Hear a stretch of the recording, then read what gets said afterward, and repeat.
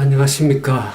오늘 귀한 주님의 날에 우리 함께 말씀을 통해서 은혜를 나누고 또 주의 말씀을 상고할 수 있는 귀한 은혜 시간을 갖게 됨을 위해서 주님과 여러분 앞에 감사를 드립니다.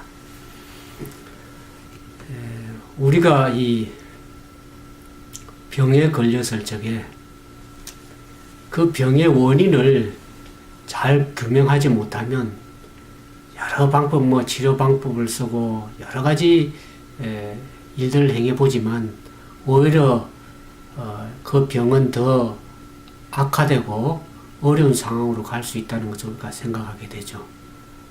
여러분들이 미국 땅에 살 적에 보면 많은 자동차들 이제 이렇게 운전을 하게 되는데 이 자동차가 고장이 났을 때 그 원인을 잘 규명하면 자동차를 손쉽게 수리할 수 있습니다.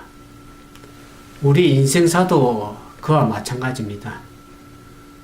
우리가 인간이 연약하고 또 불완전해서 때때로 인생을 살면서 넘어지기도 하고 또 실수하고 실패할 그런 경험들을 갖게 됩니다.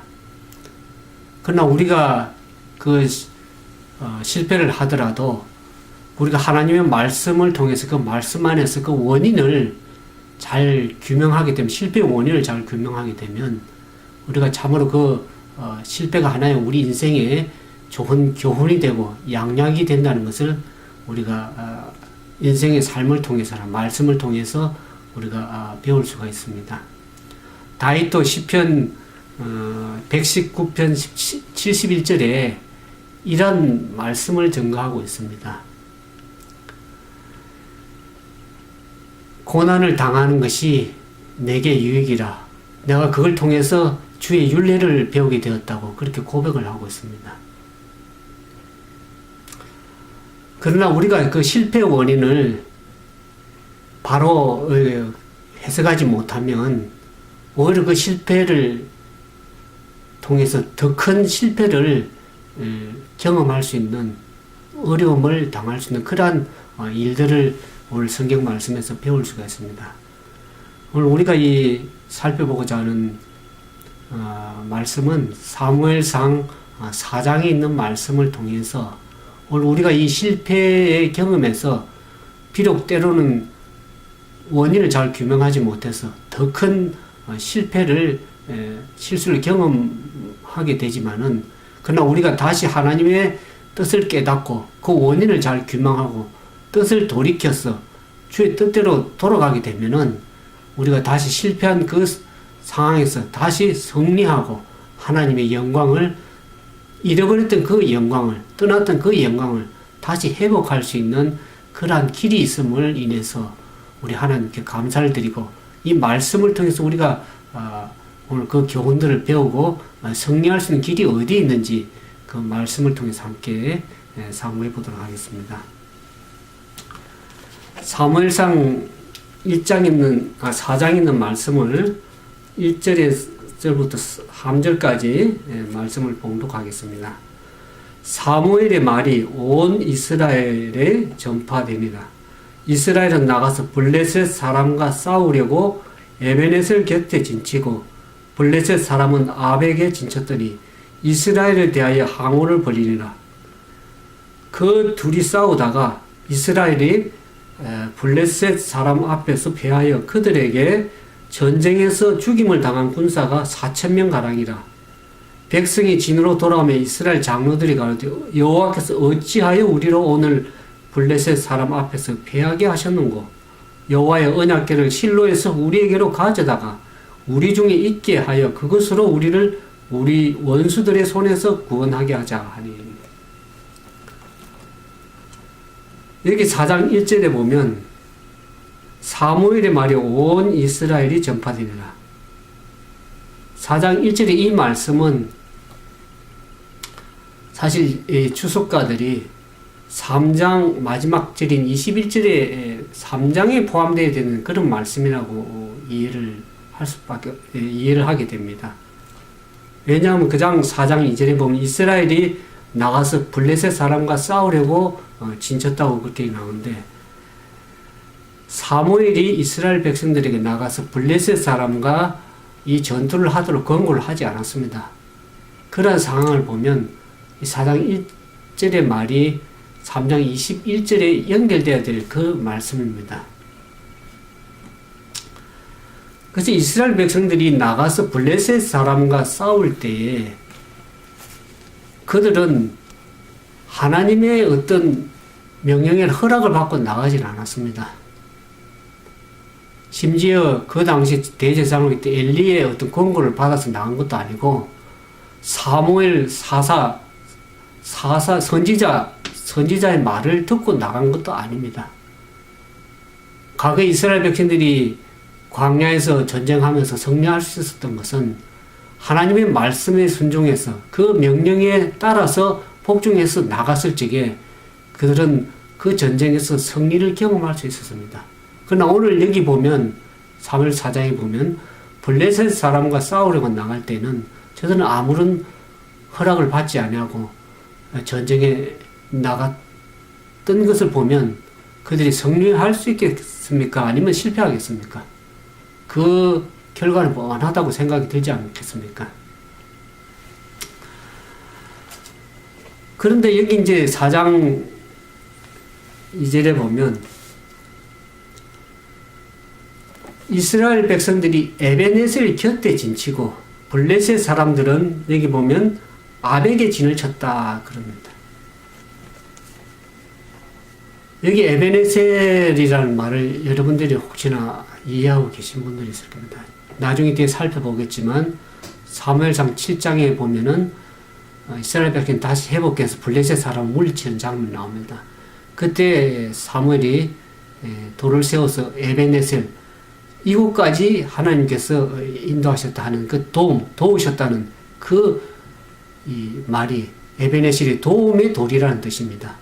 이스라엘 백성들이 에베네셀 곁에 진쳤다. 이 말은 하나님께서 도움의 돌이 대신 하나님 곁에 있고 블레셋 이방 족속은 어디에 있습니까? 아벡에 진. 아벡은 무슨 뜻이냐 그러면 요새라 그러고 울타리라는 그런 뜻입니다.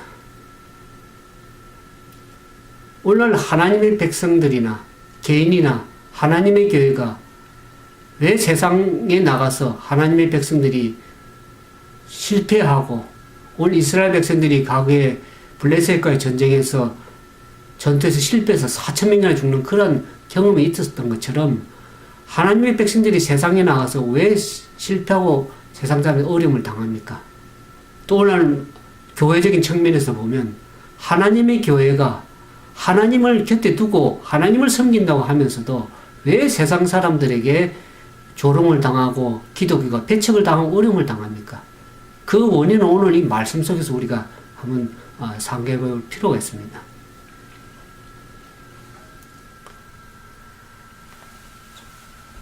그래서 이스라엘 백성들과 전투를 하면서 많은 사람들이 4,000명이나 되는 많은 이스라엘 군사들이 블레셋 사람들에게 패해서 죽음을 당하게 됩니다. 그래서 많은 군사들이 흩어지고 나온 백성들이 진으로 돌아옵니다. 그때 이스라엘의 장로들이 어떻게 얘기를 합니까?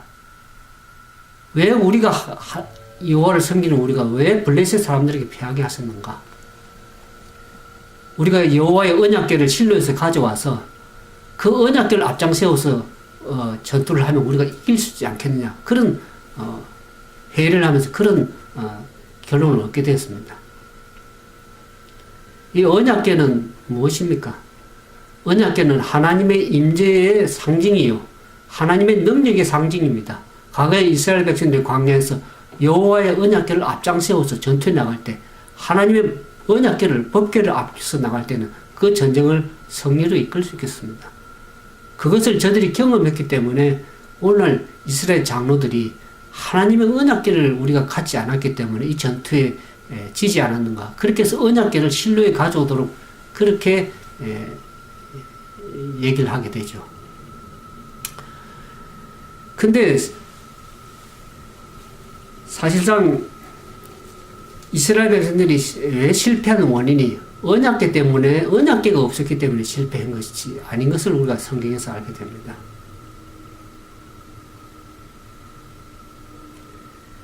나중에 우리가 4장 뒤에 보면 10절에 그들이 언약궤를 가지고도 전쟁에서 실패하는 경우를 보게 됩니다. 여기 4장 10절 11절에 보면 블레셋 사람이 쳤더니 이스라엘이 피하여 각기 장막으로 도망하였고 살육이 심히 커서 이스라엘 보병에 엎드린 자가 3만이며 하나님의 궤는 빼앗겼고 엘리의 두 아들 홈니와 비느하스는 죽임을 당하였다. 그래서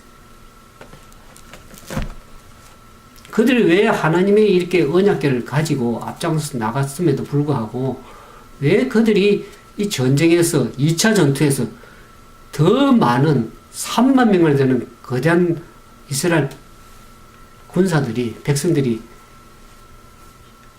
죽임을 당했을까요? 그들은 실패해서 그 실패 원인을 제대로 규명하지 못했기 때문에 더 큰 실패를 경험하게 됩니다. 그들이 패배한 원인을 그 당시에 이스라엘의 상황을 잘 살펴보면 그 답을 우리가 찾을 수가 있습니다. 온 나라가 야같이 하나님의 형벌을 받을 만큼 그들의 제약에 무르익었습니다. 그러나 그들이 이스라엘 백성들이나 이스라엘의 장로들이나 모든 사람들이 온 나라가 그들의 죄가 무엇임을 깨닫지를 못했습니다. 우리가 이 사무엘상 2장에 살펴보면 엘리 제사장의 두 아들이 나오죠. 그게 홈니와 비느하스가 있는데 엘리가 대제사장으로 또 제사장으로 있으면서 두 아들이 전혀 제사장으로 적합지 않음에도 불구하고 그들 제사장으로 세웠습니다. 근데 이 2장에 보면 이 홈니와 비느하스가 불량자라 그랬습니다. 여호와를 알지 못하더라. 그런 기록이 나옵니다. 그들은 하나님을 섬기지 않고 자기 뜻대로 살아가는 그런 사람들이었습니다. 그래서 그들이 이스라엘 백성들이 제사를 드리러 올 때 그 제사를 드리러 온 그 예물들을 자기가 다 차지하고 그 제사를 멸시하고 또 성막에 있는 해막의 여인들과 성적으로 부득한 그런 일을 범하고 그런 범죄들을 행하면서 그것을 바라보는 그 아버지 엘리 제사장이 전혀 그 죄악들을 징계하거나 처벌하지 않았다는 거죠. 자기 아들들이 하면은 돌아올까 염려하면서 오히려 자녀들에게 징계를 하지 않았습니다. 엘리는 자기의 그 태만한 그 죄를 자복은 했지만 그 죄를 포기하지 않았습니다. 그게 무슨 얘기냐 그러면 참된 회개의 열매는 입으로 하는 그런 자백이 아니라 실제 그 삶에서 돌이키고 그 원인을 규명해서 그대로 돌이키는 일을 참된 회개라고 부릅니다. 이 노령의 제사장인 엘리 제사장이 여호와의 성소가 더럽혀지고 무수한 이스라엘 백성들을 멸망으로 이끌어가는 그러한 상황들을 두 아들들 통해서 그러한 제약들이 통해서 백성들까지도 멸망으로 이끌어가는 것을 보면서 아무런 조치를 취하지 않았습니다. 그러나 하나님께서 하는 그 실패를 계속 오래 참으시면서 그것을 회개하고 돌이키고 조치할 수 있는 오랜 기간을 참아오셨습니다. 그러나 하나님의 오래 참으심이 오히려 그 두 아들인 홈니와 비느하스가 오히려 담대하게 죄를 범하는 그러한 기회들을 오히려 기간들이 되어버렸습니다. 그래서 하나님께서 하나님의 제사가 멸시를 당하고 예배가 멸시를 당했기 때문에 하나님께서 그 하나님의 영광을 그 성호를 유지하기 위해서 하나님께서 직접적으로 개입하실 수밖에 없는 상황까지 왔습니다. 우리가 3장에 보면 엘리와 그 홈리 비느하스의 그 제약 때문에 그들이 하나님의 말씀대로 순종해서 그 뜻대로 살지 않았기 때문에 하나님의 성령께서 그들에게 말씀하실 수 없었습니다. 그들의 삶이 하나님의 성령을 슬프시게 하는 그런 삶을 살았습니다. 그래서 엘리 제사장에게 직접 말씀하시지 아니하시고 어린 사무엘에게 하나님께서 말씀을 선포하셨습니다. 엘리 가문의 몰락을 예견하고 그 홈리 비느하스가 죽게 되고 엘리 가문이 몰락되는 그 상황을 하나님의 심판을 사무엘을 통해서 말씀을 하셨습니다. 그것이 오늘 우리가 살펴보는 사무엘 4장에 보면 그 하나님께서 말씀하신 그 예언이 그대로 그 말씀이 성취되는 것을 오늘 사무엘 4장에서 보게 됩니다. 그래서 전쟁에 나가서 엘리 여호와의 법궤를 붙들고 전쟁에 나갔던 그 홈리와 비느하스가 죽게 되고 그 홈리 비느하스의 소식을 들은 하나님의 법궤를 잃어버리게 되고 두 아들이 죽게 있다는 소식을 들었을 때 다리에 힘이 빠져서 어떻습니까? 엘리 제사장 노령의 그 제사장도 넘어져서 자빠져서 목이 부러져서 죽게 되는 엘리의 죽음도 사장에서 보게 됩니다. 그러면서 더 나아가서 비느하스의 아내인 엘리의 며느리라고 할 수 있는 그 며느리가 아이를 해산하면서 그 며느리도 죽음을 맞이하는 것을 오늘 보게 됩니다.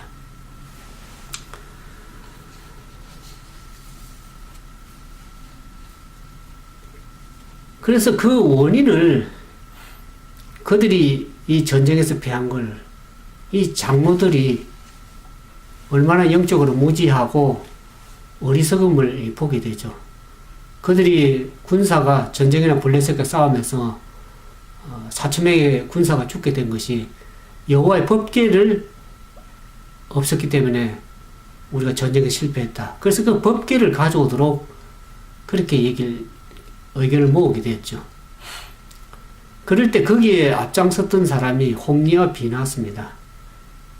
그와 같은 말에 찬동을 하고 지지를 보낸 사람들이 홈리와 비느하스죠. 그래서 홈리와 비느하스가 실로에 가서 지성소에 있는 성소에 더 앞에 나가면 지성소라는 겁니다. 성소 안에는 성소와 지성소가 있게 되죠. 지극히 거룩한 그 성소에 하나님의 여호와의 법궤가 있지 않습니까? 그 지성소에 들어갈 적에 대제사장이 허락도 받지 않고 그 법궤를 가지면 우리가 승리할 수 있을 것이라는 그 교만과 자만심에 앞세워서 허락도 받지 않고 지성소에 감히 들어가서 불경을 범하고 그 법궤를 가져오고 진중으로 가져오는 그 모습들을 보게 됩니다. 하나님께서 그 진중으로 법궤를 가져오라는 어떤 명령이나 허락을 하지 않았습니다. 그럼에도 불구하고 홈리와 비느하스는 자기들이 그 법궤를 진중으로 가져오는 모습들을 보게 되죠. 그 법궤를 가져올 적에 백성들이 어떻게 했습니까? 그 진중에 땅이 울릴 정도로 환호성을 부리는 모습들을 보게 됩니다. 아, 우리는 이제 법궤를 가져왔기 때문에 이제는 그 전쟁에서 승리할 수 있구나 하는 그릇된 생각들을 하게 됩니다. 법궤는 뭡니까? 하나님의 임재의 상징이요. 이스라엘에게는 순종의 상징입니다. 이 법궤는 법궤 안에 보면 뭐가 들어있습니까? 과거 모세를 통해서 쓸 때 두 돌비, 하나님의 계명이 10계명이 들어있는 두 돌비가 들어있고 거기에 만나가 들어있고 아론의 지팡이가 들어있지 않습니까? 그 법궤라는 것은 하나님의 말씀이 들어있는 겁니다. 저들이 하나님을 섬긴다고 하지만 하나님의 예배를 멸시하고 하나님의 계명에 있는 그 율법의 말씀을 순종하지 않으면서도 그 법궤를 가지고 승리할 수 있으라는 그런 망상에 빠지게 된 것입니다. 전혀 언약궤에 대한 순종이나 하나님의 여호와를 두려워하면서 그 말씀에 순종하는 삶을 살지 않으면서 그냥 형식적으로 하나님을 섬기면서도 그 법궤가 언약궤가 승리를 줄 거라는 그러한 그릇된 생각들을 가지는 모습들을 보게 됩니다. 하나님의 능력은 언제 나타납니까? 이스라엘 백성들이 전쟁에서 승리할 수 있던 것은 여호와의 명령에 순종해서 그 말씀에 따라서 복종해 나갈 때 여리고 성도 무너졌고 아이 성도 전투에서도 승리할 수 있다는 것을 우리가 여호수아를 살펴보면서 보지 않았습니까? 이스라엘 사람들의 그들의 신앙의 삶은 하나의 형식이었습니다. 하나님께서 그들의 응답을 들으실 만한 그런 능력을 잃었다는 사실들을 저들이 깨닫지를 못했습니다. 오늘 그 모습들을 보면서 오늘 하나님의 마지막 시대를 살아가는 하나님의 백성들이 어떠한 삶을 살아야 될 것인가를 우리가 교훈으로 배우지 않습니까? 오늘 많은 하나님의 믿는다고 하는 백성들이 과거의 이스라엘 백성들은 그들의 삶이 여호와의 말씀을 순종하지 아니하고 하나의 형식적인 신앙생활, 명목상의 신앙생활을 하면서 우리가 하나님의 여호와의 법궤를 가지고 있기 때문에 우리가 승리할 수 있다는 그런 어리석은 생각들을 혹시나 갖고 있지는 않습니까? 그 여호와의 언약궤는 오늘날 우리에게는 뭡니까? 때로는 하나님의 백성들이 교회에 열심히 출석한다고 하지만 하나님의 말씀대로 순종하고 살지 않은 것을 말씀을 할 수 있겠죠.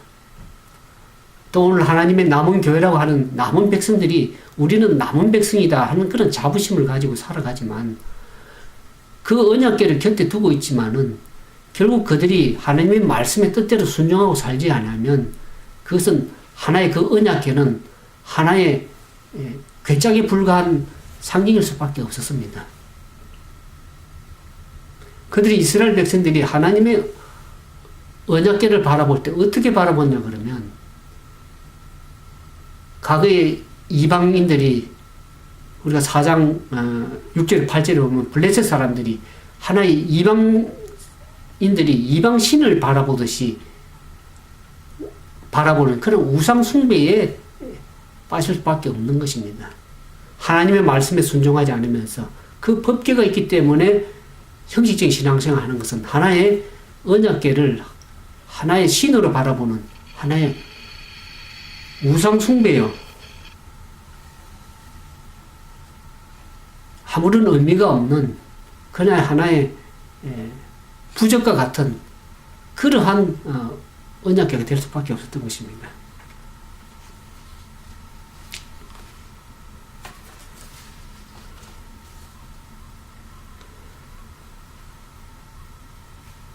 여기 부조와 선지자 584페이지에 같은 말씀이 있습니다.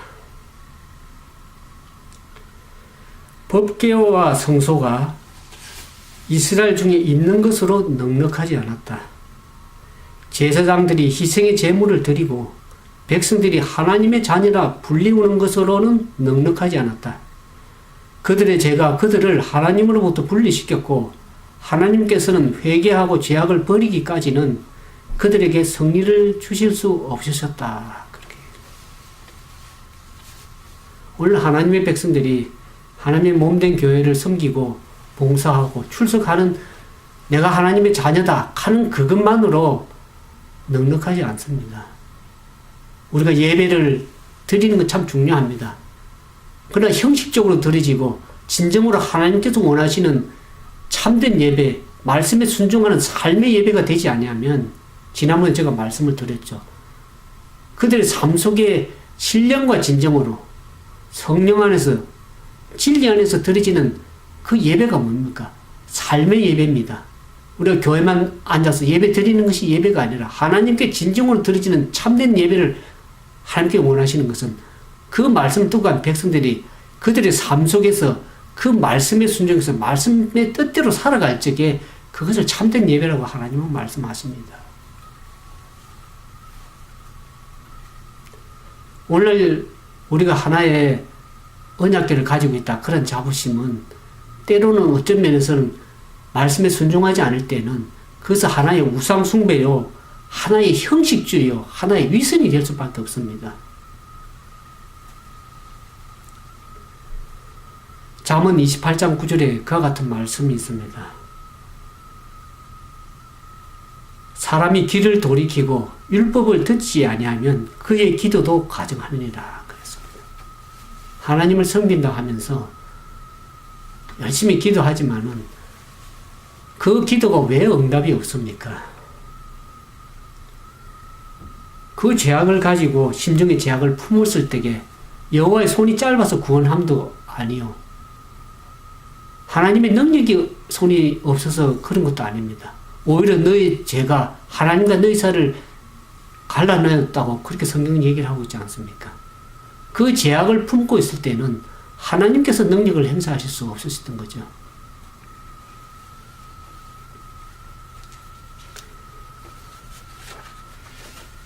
그래서 우리가 이 사무엘상 4장에 보면 3장에 하나님의 심판을 경고했던 것처럼 4장에서 그 말씀의 심판이 성취되는 것을 보게 되죠. 홈리와 비나스가 그 언약궤를 유지하기 위해서 뺏기지 않게 해서 온갖 힘을 썼을 때 그 전투하면서 결국 홈리와 비나스도 죽게 됩니다. 그 전투에서 살아남은 사람들이 엘리 제사장에 와서 언약궤가 뺏기고 당신의 두 아들인 홈리와 비나스가 죽었다는 그 말을 들었을 때 그에게 다리에 힘이 쫙 빠졌습니다. 그 자빠져서 죽게 되었죠. 엘리 제사장도 죽게 됐고, 그것을 바라본 비나스의 아내죠. 이 엘리의 며느리인 이 여인은 그 남편이 불경함에도 불구하고 그 여인은 여호와를 경외하는 여인이었습니다. 그래서 그가 그 당시에 임신을 해서 아이를 출산하는 지경에 이르러서 아이의 이름을 뭐라고 지었습니까? 우리가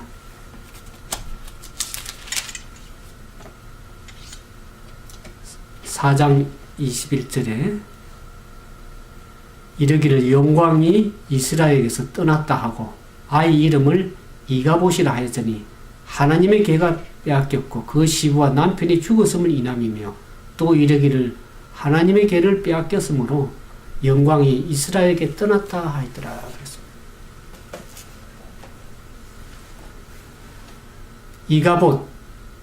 이가봇은 뜻은 영광이 없다 그런 뜻입니다. 하나님의 영광이 떠난 거죠. 왜 이가봇이라고 했습니까?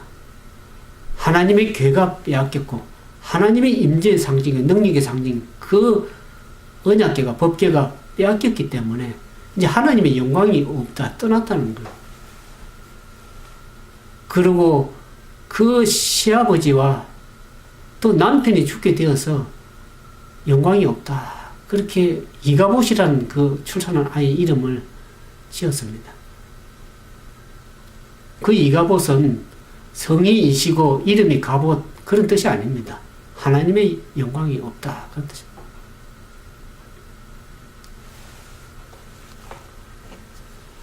이가봇에 반대되는 말씀은 뭡니까? 하나님의 함께 하신 영광이 함께 하는 것은 임마누엘의 하나님입니다.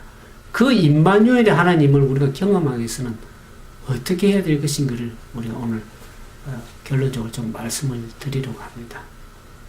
그 하나님의 떠났던 영광을 회복하고 그 실패에 또 더 큰 실패를 경험했던 이스라엘 백성들이 어떻게 하면 하나님께 영광을 잃어버렸던 영광을 회복하고 그 실패를 승리로 이끌 수 있는 그 길이 하나님 말씀 안에 하나님 뜻 안에 있음을 오늘 보게 됩니다.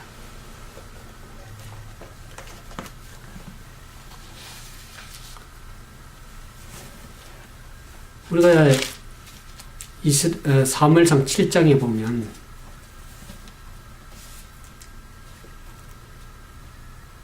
이 법궤를 7장에 길앗 여라임 사람들이 와서 여호와의 궤를 옮겨 산에 사는 아비나답 집에 들어오고 아들 엘리야사를 거룩히 구별하여 여호와의 궤를 지키게 하였더니 걔가 길앗 여라림에 들어간 날부터 20년 동안 오래 있는지라 이스라엘 온 족속이 여호와를 사모하니라. 그러면서 7장 3절에 이와 같은 사무엘이 이렇게 얘기를 합니다. 사무엘이 이스라엘 온 족속에 일러 가라사대 너희가 전심으로 여호와께 돌아오려거든 이방 신들과 아스타롯을 너희 중에 제하고 너희 마음을 여호와께 향하여 그만 섬기라. 너희를 블레셋 사람의 손에서 건져내리라. 이에 이스라엘 자손들이 바알들과 아스타롯을 제하고 여호와만 섬기니라. 그러면서 그들이 어떻게 합니까? 여호와 물을 기려 미스바에 다 모여서 물을 기려 여호와 앞에 붓고 그날에 금식하면서 우리가 하나님 앞에 범죄했다고 그들이 자백하면서 하나님께로 돌이키는 그러한 역사들 일을 하게 되죠. 사무엘의 통치하에 그들이 하나님 앞에 탄식하면서 그들의 죄를 고백하고 그들의 마음이 전심으로 하나님께 향하면서 그 우상을 버리고 여호와만 섬기기로 했을 때 그 블레셋과의 그전에는 졌던 그 전투가 어떻게 됩니까? 하나님께서 능력을 베푸셔서 블레셋 사람들을 물리친 경험들을 보게 됩니다. 이스라엘 7장 11절에 보면 이스라엘 사람들이 미스바에서 나가서 블레셋 사람을 따라 벨갈 아래에 이르까 쳤더라. 사무엘이 돌을 취하여 미스바와 센 사이에 세워 가로되 여호와께서 여기까지 우리를 도우셨다 하고 그 이름을 에벤에셀이라 하니라. 전적으로 하나님의 그들이 과거에 실패했던 그 원인을 다시 회복하고 그 죄들을 자복하고 회개하고 원인이 주님께 돌이킬 적에 주님께서 당신께서 능력을 행사하셔서 실패의 자리에서 다시 승리로 이끌어가는 여호와의 영광이 다시 임하는 그 능력들을 오늘 보지 않습니까? 그래서 그 에베네셀 대신 도움의 돌 대신 하나님께서 능력을 행사하실 때 이제 블레셋 사람들이 경내에 더 이상 들어와서 그들을 괴롭히지 못했죠. 그러면서 그들이 그동안 잃었던 모든 성읍들을 다 회복하는 잃었던 것을 다 회복하는 역사가 있었습니다. 14절에 보면 블레셋 사람이 이스라엘에게 빼앗았던 성읍이 에그론부터 가드까지 이스라엘에게 회복되니 이스라엘이 그 사방 지경을 블레셋 사람 손에서 도로 찾았고 또 이스라엘과 아무리 사람 사이에 평화가 있었더라. 그랬습니다. 오늘날 우리가 하나님의 말씀에 순종해서 뜻을 돌이킬 적에 하나님께서는 그분의 능력을 행사하실 뿐만 아니라 우리가 이 땅에서도 모든 잃었던 것을 회복하고 평화로운 삶을 누릴 수 있다는 것을 오늘 우리가 말씀을 통해서 배우게 됩니다. 오늘 이 말씀이 오늘 저와 여러분의 삶 속에서 역사되어서 우리가 그동안 왜 에베네셀 곁에 있으면서도 세상에 나가서 실패하고 또 하나님의 백성들의 삶 속에서 어려움을 당하고 있습니까? 오늘 우리의 죄가 무엇인지를 다시 한번 돌이키고 이제 2012년 한 해를 마감하면서 이제 한 달 정도 남았는데 저와 여러분이 진정으로 주님 앞에 우리의 죄를 회개하고 돌이키고 주님 뜻대로 명령대로 살아갈 적에는 하나님께서 우리에게 능력을 베푸셔서 우리에게 그 잃어버렸던 여호와의 영광을 다시 회복하고 우리가 과거에 실패했던 그 삶 속에서 다시 승리로 이끌어 가실 수 있는 그 좋으신 하나님을 오늘 다 경험하게 되는 저와 여러분이 되기를 바라면서 오늘 말씀을 줄이도록 하겠습니다. 함께 기도하겠습니다. 거룩하시고 자비하신 아버지 하나님, 주님께서 당신의 백성을 사랑하셔서 영원토록 버리지 아니하시고 다시 한번 주님 앞에 돌이킬 수 있고 또 실패의 경험에서 승리할 수 있는 길도 허락하셔서 그 좋으신 하나님께서 우리에게 어떻게 할 것을 말씀의 기록을 통해서 남겨주셨으면 감사를 드립니다. 우리가 과거에 하나님의 여호와의 뜻을 묻지 아니하고 하나님의 명령을 순종하지 아니하고 우리의 그냥 형식적인 신앙생활에 머물렀던 어리석은 죄들을 주님 용서해 주시고 진정으로 그 말씀을 붙들고 씨름하는 가운데 그 하나님께서 원하시고 선하신 깊으신 뜻을 우리 삶 속에 되새기고 살피면서 그분의 말씀에 따라 삶으로 인해서 이 마지막 시대 하나님의 거룩한 능력이 우리의 삶을 통해서 역사될 수 있는 산 역사가 일어날 수 있도록 도와주시옵소서. 오늘 저희들 주님 앞에 새로운 재헌신하고 주의 뜻대로 살기를 원하는 주의 백성들에게 과거의 이스라엘 백성들이 회복되었던 그 영광이 다시 회복되는 놀라운 거룩한 역사가 일어날 수 있도록 주의 은총을 베풀어 주시옵소서. 오늘 말씀을 듣는 우리 모두에게도 동일한 성령의 인도하심과 역사지만 함께하여 주시옵기만을 우리 주님께 간구드리올 때 예수님 이름으로 간절히 기도드리옵나이다.